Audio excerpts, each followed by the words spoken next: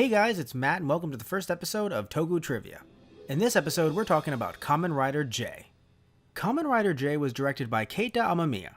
Amamiya is both the director of Kamen Rider J and the creator of Garo, Live Man, and Shogeki Garaigan.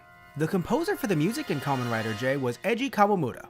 Kawamura was also the composer for Kamen Rider J, Black, and Black RX. When we take a look at the actors, things get pretty interesting. Actor Yuta Mochizuki, who played J, also played Geki/Tyranno Ranger in Kyoryu Sentai Zyuranger. But those aren't the only two times he's dabbled in Tokusatsu. He was also Tuxedo Kamen, or Tuxedo Mask, in some of the live-action Sailor Moon musicals. Now when it comes to his anime roles, he has done many different characters, but picking on one specifically when it comes to Tokusatsu, he was actually Doremi's dad in Ojamaju Doremi. Now when looking at Rikako Aikawa, which some of you may know as Berry from the film, J! Yeah. She also portrayed Butterfree in the Pokemon anime. Yeah, that makes sense, in a weird way, doesn't it? Still kinda weird though. Now for a sad piece of trivia, this was actually the last piece of Kamen Rider media done with the help of creator Ishinomori, Shotaro Ishinomori, who sadly passed on while this movie was being made. Moving on to some more lighthearted trivia, this movie was actually released alongside Kaku Ranger and Blue Swat's movie at the 1994 Toei Fair. The reason why it was released alongside those other two films at Toei Superhero Fair was because of its length. Toei usually bunches up these tokusatsu and anime films because of the fact that their runtime is usually under an hour. Only recently have tokusatsu films become so long that the only two movies that end up getting bunched together are Kamen Rider and Super Sentai films.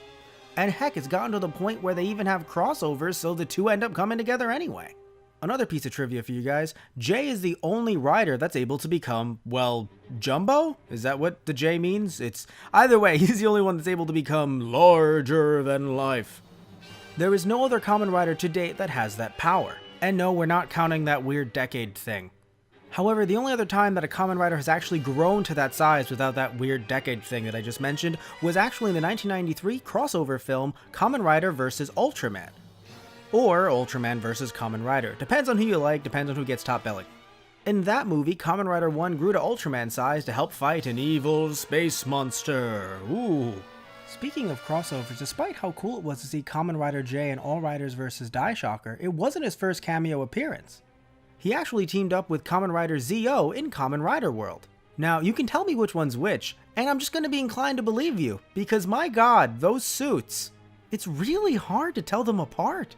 Now for a very strange piece of trivia, and no, we're not talking about Saban's Masked Rider just yet. Some of you might think that J's first crossover with Super Sentai wasn't Kamen Rider X Super Sentai Superhero Taisen, or Superhero Wars, but you would actually be mistaken. His first crossover was during a stage show where he helped the Kaku Rangers fight different villains in the Kamen Rider and Sentai universe. He showed up alongside Ryu Ranger and Ho-Ho Ranger from Dai Ranger, and alongside Tyranno Ranger and Dragon Ranger from Zyuranger. Now we're on to the Saban's Masked Rider portion of the video. This might be a strange piece of trivia for some because Saban's Masked Rider was adapted from Black RX. That wasn't the only piece of footage they used. They used a few different monsters in J and Saban's Masked Rider, and even used some footage from J himself in suit in the show. For trivia's sake, I have to name the monsters and the episode names, but by golly, I do not want to. Hachi Woman became Hydrasect and was in the episode Stranger from the North. And she showed up with a monster from Kamen Rider Zo, because what is continuity really? Fog Mother became Ultivore and appeared in the episode Saturday Morning Invasion. And Tokage Man became Cyborg Gator. Cyborg Gator, and was in the episode Ectophase Albi, because, okay, Cyber Gator, yeah, okay, cool. Now moving on to something that matters, Kamen Rider J's video game appearances. J is in the game All Kamen Rider Rider Generation, which is actually a really good game. Just like off the trivia section thing, you guys should really check that game out. And it's not even a Those Guys Play plug, it's just a really good game and I really enjoy it. And he's also a playable character in Rider Generation 2 on the DS and PSP. And he's also playable in All Kamen Rider Rider Revolution, and you could even use his Jumbo form, or Jumbo formation, which is the first time in any video game to date that you could actually use it, so that's pretty cool. Alright guys, that about wraps things up. Please remember to like and subscribe, and if there's one piece of Toku Trivia that you think I missed or you just want to add yourself, please post in the comments below, and please post in the comments below if you want to talk about future episodes that I can do for Toku Trivia. So please post a list of names below because I'd love to hear from you guys. Alright, so thank you all so much, and tune in next time for another episode of Toku Trivia. Alright guys, so see ya.